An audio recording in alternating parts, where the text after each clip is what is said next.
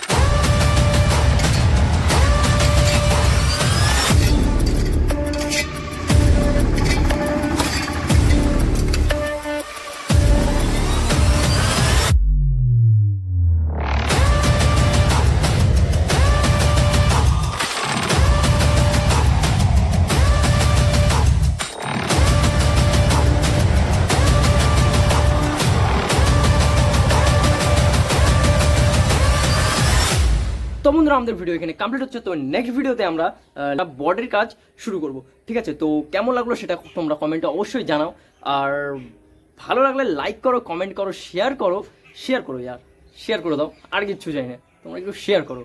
তো খারাপ লাগলে গালিও দিতে পারো, কোনো ব্যাপার না, ঠিক আছে? আরও ইমপ্রুভ করার চেষ্টা করব, ঠিক আছে? তো চলো এই নেক্সট ভিডিওতে দেখা হচ্ছে, বাই বাই।